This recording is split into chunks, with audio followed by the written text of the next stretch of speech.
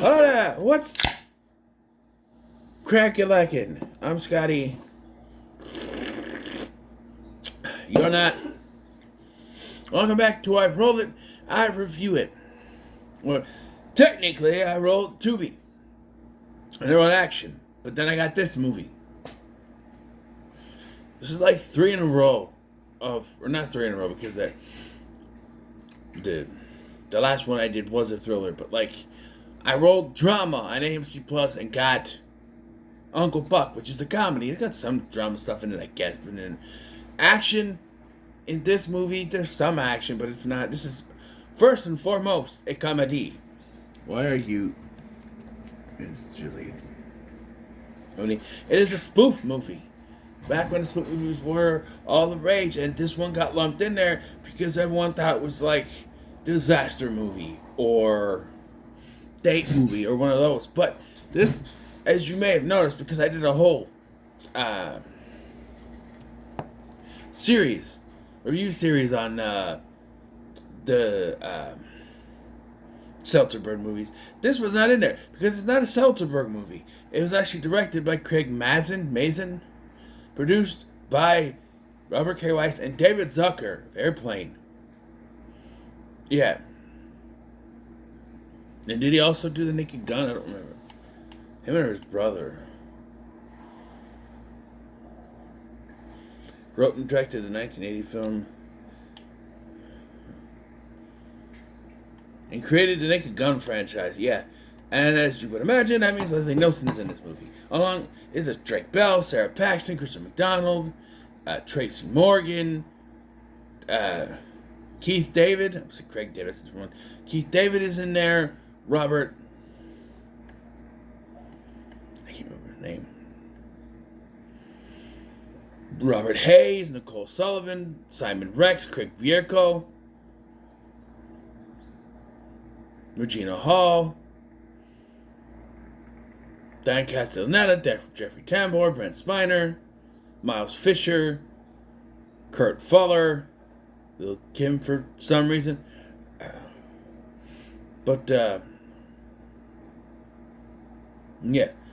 And this came out in 2008, March 28, 2008. So this was parodying the Sam Raimi Spider-Man movies, as well as Batman Begins with some Fantastic Four and X-Men in there. Yeah. And for the most part, I always thought this was actually pretty well done.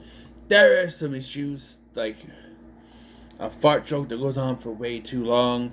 There's some jokes that go on for way too long. The fart joke, the joke that all by myself. Well, Rick keeps seeing, those little floaty thingies the car dealerships have, where they just kind of keep cutting back to them doing stuff to each other. It's just like, okay, we got it the first day. He doesn't need to keep seeing it.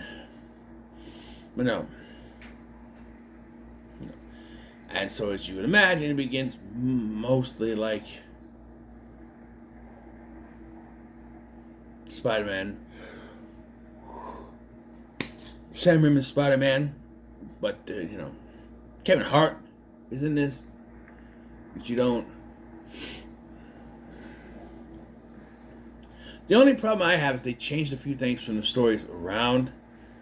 But sometimes it makes sense. Sometimes it does not. Like the fact that the Aunt May character ends up dying and the Uncle Ben character stays alive. That makes sense because the character's name is Uncle Albert, so I think it's also supposed to be Alfred, which would make sense. And it's Leslie Nielsen. I think it would be hard to choose between Leslie Nielsen and Marion Ross. Like, which one do you want to go? But so we have Rick Riker is the character's name. Peter Parker. They're like, superhero characters have to have rhyming names with the same first and last name. Bruce Wayne, Dick Grayson, and Clark Kent beg to differ.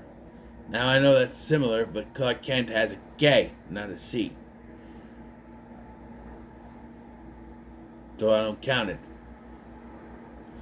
Anyway, He lives with his Uncle Albert and Aunt Lucille, and much like the Sam Raimi Spider-Man movies, they are way too old to be the brother and sister-in-law of his parents. Just throwing it out there. As he knows, he's like 70 at this point. So was Marion Ross. But they did the same thing in the Sam Raimi Spider-Man movies. Because Aunt May has always been drawn as an old lady for some reason. And then people were freaking out when Marissa Tomei was cast as Aunt May. Oh, she's too young. And it's like, she's supposed to be his aunt, not his grandmother. And she's perfectly fine for an aunt of a 16-year-old. So, you know?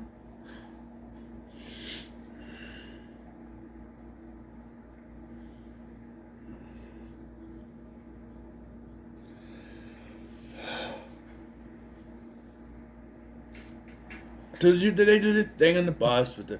No, it's stories about a girl. And there's an ugly girl. Not that girl. And then there's a... Well, I'm supposed to think it's a trans girl. I'm not even sure that is a girl. Well, that's up to you, I guess. But no, his is Jill. His love interest is Jill Johnson. I just want to point out that Mary Jane Watson did not follow that name trend either. But they do here. Who's dating Lance Landers, who is supposed to be Flash Thompson, also didn't follow that name thing. I don't know why they keep doing this. It's supposed to parody that, but clearly the characters they're parodying didn't follow that. Also, technically Lance is also a parody of Harry Osborn. We'll get to that. But he has a best friend named Trey, just Trey, played by Kevin Hart, who's also a parody of Harry Osborn, but without the rich family. He's his best friend type thing. They go on a field trip, just like on Sam Raimi Spider-Man, and this is where the comedy is hit and miss. When it hits, it really hits, but when it misses,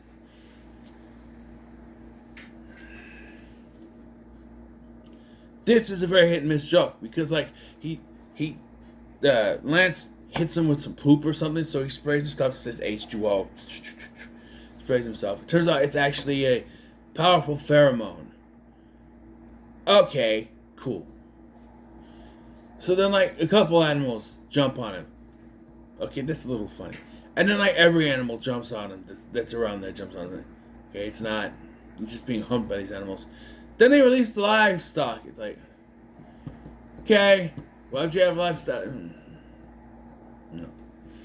And during this, because this is where the animal bite happens. So Dragonfly bites him on the neck. I was under the impression dragonflies sting and not bite. Right? That's what I always thought.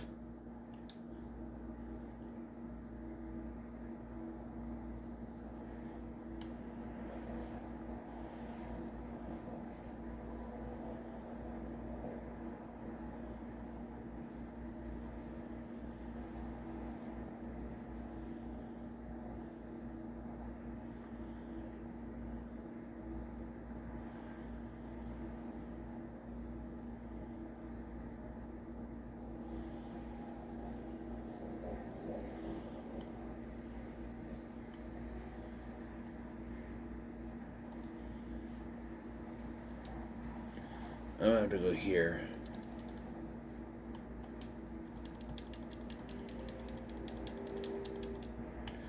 They show it biting him, but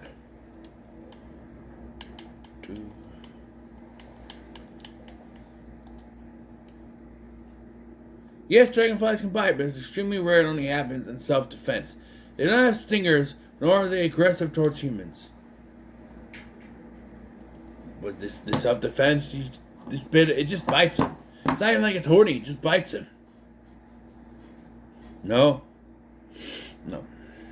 We also see Lou Landers, the uncle of Lance, the bully.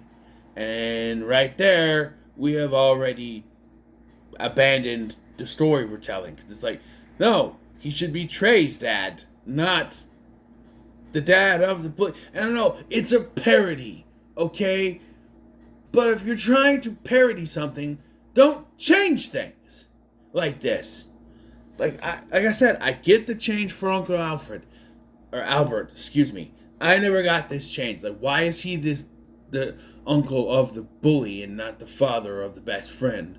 You know, like the actual movie did. He is dying of some disease, which also changes the backstory of the character. And there's a movie where he was just trying to. They had, what was it?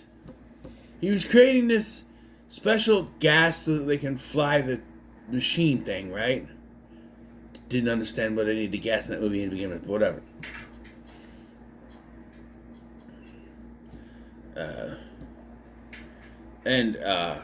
While testing out this machine, well, first of all, we get another good joke. Christopher McDonald nails the jokes. There's a scene with Dan Castellaneta and the board of directors are there, and he's like, "How long is it gonna take?" And it turns out he's in he's actually in the picture. It's actually him, not a picture or a portrait or whatever. And Castellaneta's reaction is just, mwah. He's like what? But no, he gets in this machine and he finds that it actually gives him power to suck the life force out of people. Now I understand they're gonna change the villain. That's fine. You can't just have verbatim Green Goblin. I mean, the hero is the Dragonfly, for God's sake, but it's still an ant. You could have him be turn him into like a dwarf or something. I don't know. The villain is the Hourglass, which is a better suit than what we got for the Green Goblin. But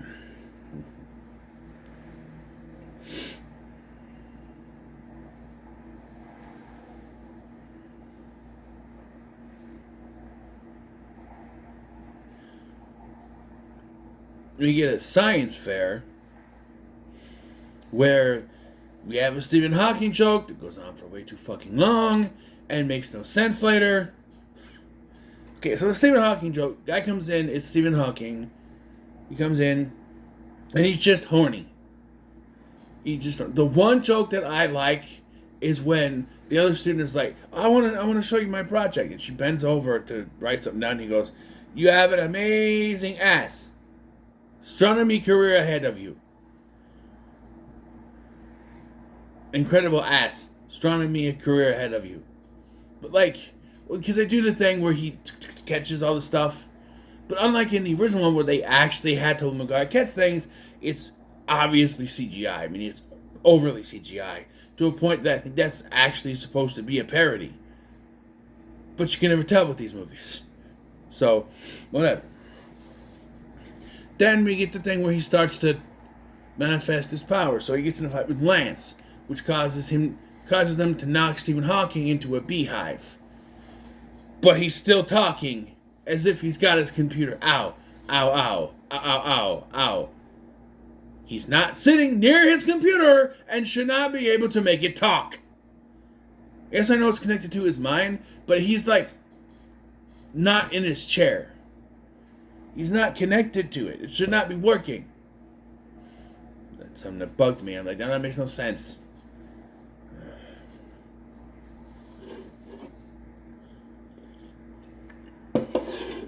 Let me go on too long with this joke where his hands are attached to this woman's boobs.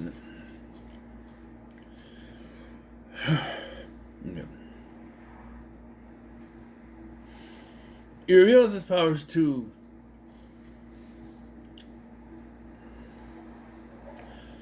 Uncle Albert and Trey, who I just realized Trey wasn't at the science fair for some reason. Then they have an argument of sorts where he's like,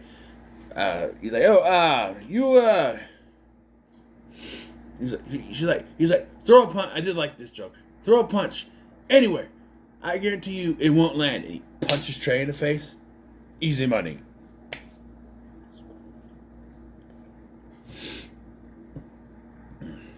We get the bank scene, which is from Spider-Man 2, but we get the bank scene, which is the substitute for the robber scene. So he's there. The guy's with the Kurt Fuller cameo. You know what happens. They don't get the loan. But the joke is, oh, you're the worst thing that we had, and it immediately cuts the homeless guy. But he allows the bank robber to leave. And says, I don't see where that's my problem. Which the line doesn't work. He's like, you just let that guy just stole $1 million and you let him go. I don't see where that's my problem. Actually, yes, it is your problem because they could now put you down as an accessory to robbery because you let a robber go knowing he was a robber and stole money from them. And you're not connected to him, but they can still put you down as an accessory because you helped him escape. So it is your problem. But we don't address that. We just go on and we find that the robber has shot Uncle Albert. After they do a joke where it's like, oh, it's just a dancing monkey. Oh, some old guy got shot over there. And he's all alone. And for some reason, Aunt Lucille is not around to see this. But they point out he is not dead. He is in a coma. Charles Xavier, played by Tracy Morgan, shows up. He's been contacting them for most of the beginning of this movie. And I'm not going to go through every joke, but the running joke here where he's in a different chair each time, though it doesn't make any sense when he's on a bicycle. I know it's a parody. Stop trying to point that out to me. I know you are. It's a parody. But if he's in a wheelchair when we first see him, that means he cannot walk. And, the only time we see Wolverine is he's shaving his legs with his claws. But then we meet Sneezo, who sneezes off someone's head. And I want him on the X-Men, because that would legitimately... Do you know how much power I have? Holy shit, you killed Magneto. You know? Just go, hey, I'm Apocalypse, the first. Okay, let's go have coffee. Oh, he's going to be the kid. Remember? Yeah, he puts on the costume, becomes the Dragonfly after the wife. There's a joke with a visible woman. She's going to die. I know she had a dog.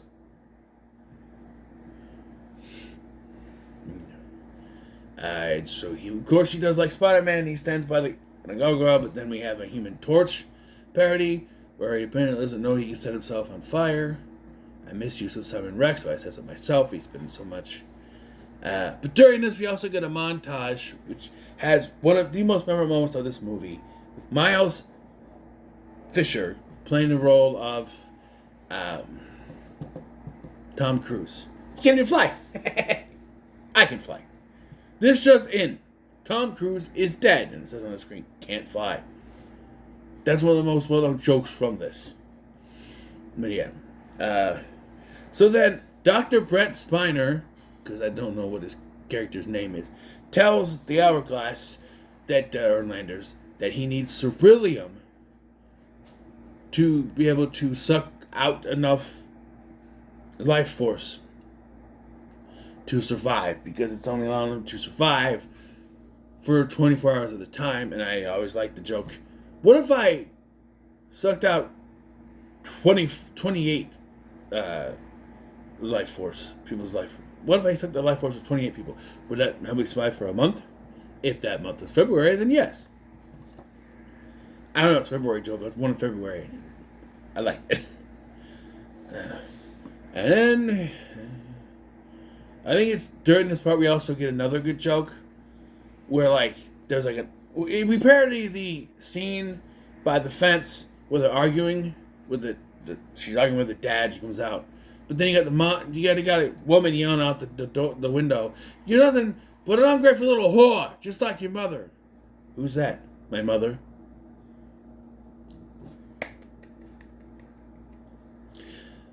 It's funny. But then we parody the scene from the Spider-Man, Sam Raimi Spider-Man, where she's attacked in an alleyway, and then it starts raining after she's attacked, which didn't happen in the movie. But we have the ridiculously fake poking out nipples in this one, where Kirsten Dunst's nipples were legitimate because she was really cold, but they're obviously fake. And there's only one way this joke can go, because as soon as she goes to kiss him, yeah. penis in the face. That's the only way this show could go, because they have the mind of 2-year-olds. Even back then, when I first watched it, I'm like, yeah, that's way too obvious of a joke. Man. So Lou is going to construct a machine that will give him enough life energy to make him immortal. Then we have,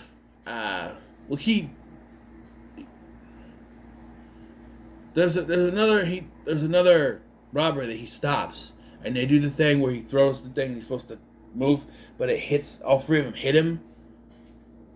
I don't know, I never thought that was funny. But yeah, it's Thanksgiving time.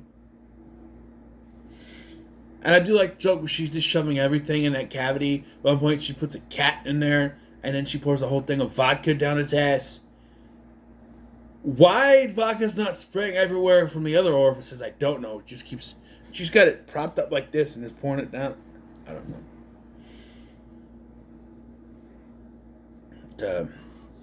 Yeah. And here we get 2 great line deliveries from Christopher McDonald at this dinner. But before we get to those, I want to point out that this makes no sense.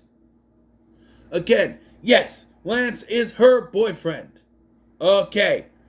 But, in the context of Spider-Man, Harry was dating Mary Jane, but Harry was also Peter's best friend. Lance being at this place, whether he's her boyfriend or not, makes no fucking sense. Because, well, he's her boyfriend, he hates Rick, and would not be invited to this house whatsoever.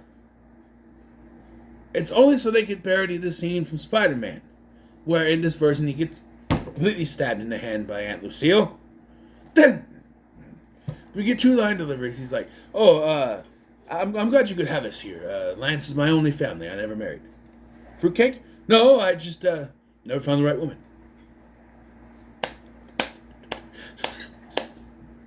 And another one when after he realizes that Rick is the hourglass. Lance, we have to go. Well, why? I shit my pants. He's committed 110% and I love it. Yeah. And then the death of comedy happens.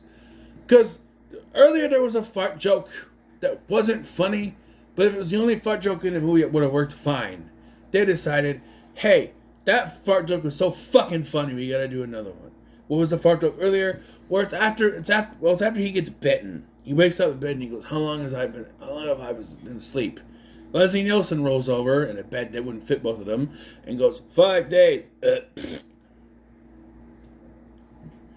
Here, the whole scene is a giant fucking fart joke. Complete with candle so that we can have flaming fire. And it's during a scene that's supposed to be serious, so of course they had to throw a joke in there because this is a comedy. Or supposed to be a comedy. They're talking about their relationship, and the whole time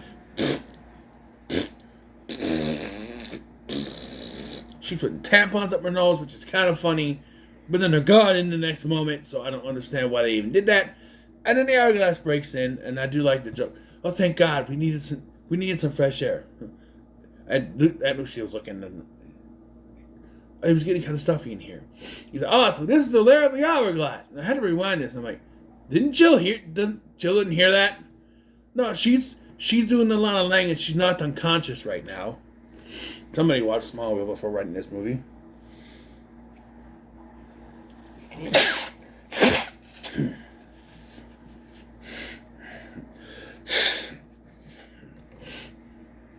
Instead of attacking Aunt May like he does in that one, he kills Aunt Lucille. But Uncle Albert wakes up. But another great line delivery.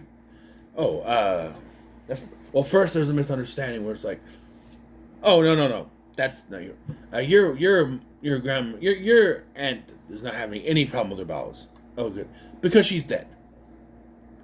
But no, his line delivery is like, best not to say anything to your uncle. You know, one thing can go wrong, and he can just go back into a coma. He's like, Mr. whatever his last name is. You have a guest. Is it Lucille? No, it's not your dead wife. It's your nephew Rick. He's like, we mistaken you for something, a vasectomy patient or something. We left your penis, but unfortunately we took out your testicles. But your wife is dead, so you won't need them anymore. Yeah. I forgot to point out the parody earlier after the argument with Albert, where they parody The Dark Knight, but they make it so that Rick is responsible for the death, and he says, and if you're wondering, how come he's not loaded with money? Well, because he told him to invest in Enron instead of Google, so he lost all their money. But he has the ring, which is important for later, though it doesn't make any sense. We'll get to it.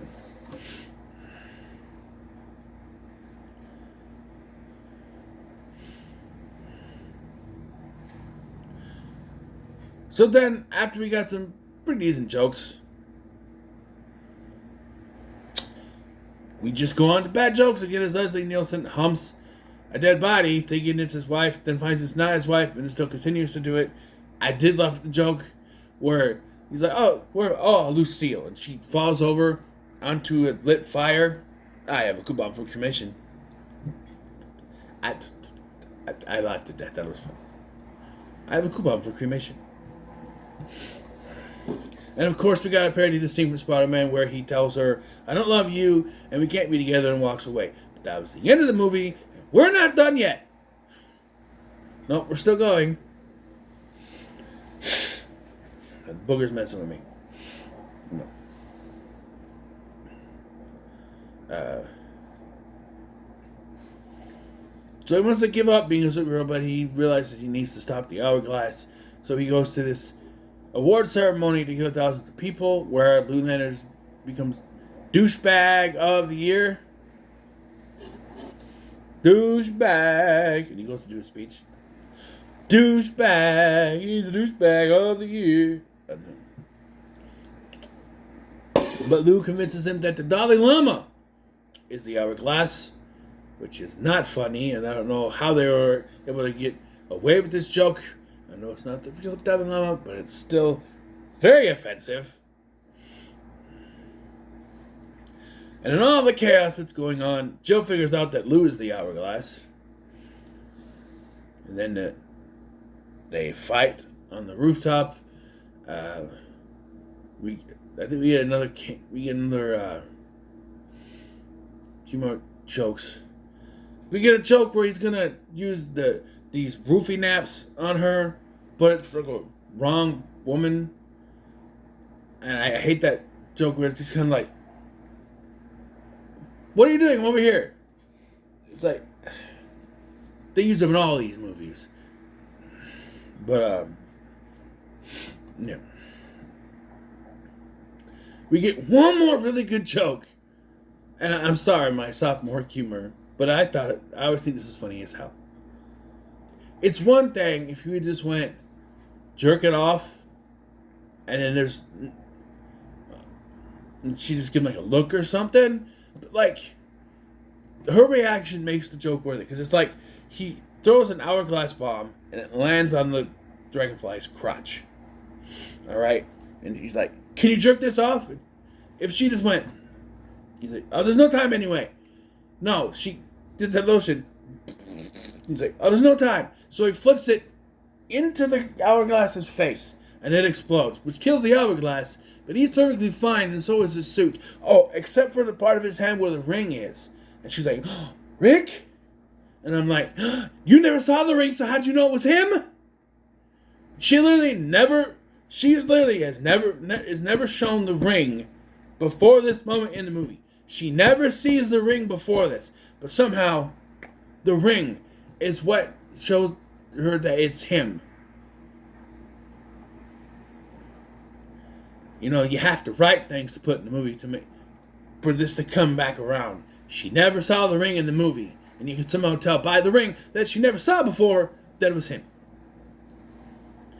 Oh, and we got another plot point to clear up. He can't fly, except for then she kisses him and it gives him a boner and he can fly now, apparently.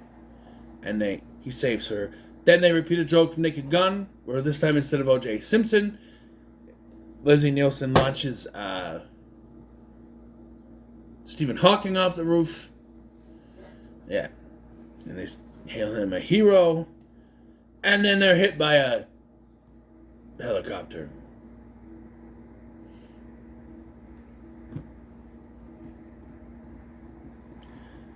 Darkness around you, evils around you. We're almost out of time. Yeah, here's a shock. Drake Bell sang a song in this movie. The superhero song. Yes, composed with Michael Corcoran and recorded the song for the movie entitled Superhero Song in the movie's post-production. Sarah Paxton provided backup vocals? I didn't know that. Her credits in the movie was credited as Super Pounds. It originally appeared on Bell's MySpace music page. But yeah, and I like this because I like Drake Bell's music. So, yeah. As for this movie, though, I'm gonna give it a middle of the road. I gotta fun with it. There's some pretty good jokes and there's some very bad jokes, which for these movies is the normal, I guess. But you know, let's go ahead and roll. We're gonna roll for the streaming service. One, or Hulu. Was I gonna do that? I had an idea that I would do odds and evens. Because I might do a Disney. But I think I'm just gonna stick with Hulu. So let's go to Hulu here. It's on Disney Plus, but you know what I mean. And what's the... We just did action. Maybe I'll actually get an action movie this time, though. You know? Just... Instead of... This was not an action movie. Maybe I'll actually get an action movie. Remember I said I want a stupid action movie? Well, I got a stupid movie. So... Almost out of that. Load faster, thank you. Action movies, we roll. 4. 1, 2, 3. No. 3. I can't. I need to be able to see what I'm doing. Because some of these I've seen before, so I can't count the ones that I've seen. 1, 2, skip close. 3, 4. What is this?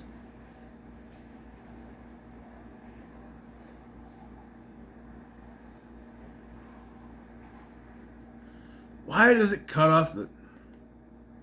No. I want to read. Thank you.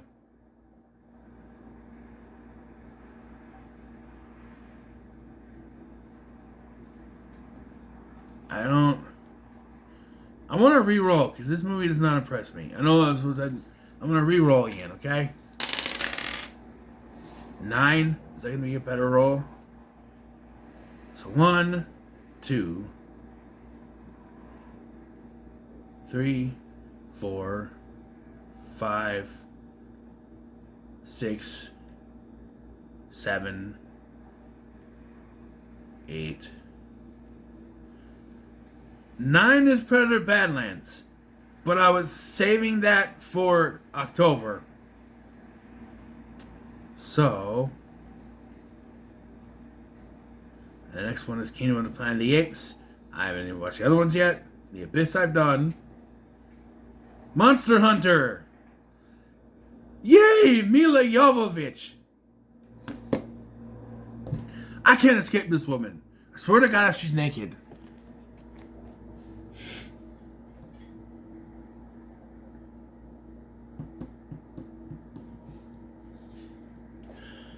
I actually also own this movie on my Xbox, so I could technically watch it without ads if I wanted to.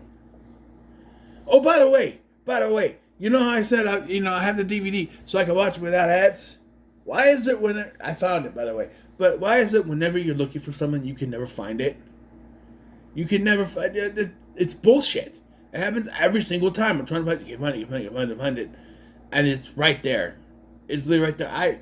It was up there in that cupboard, and I looked through that whole thing, and it was right there.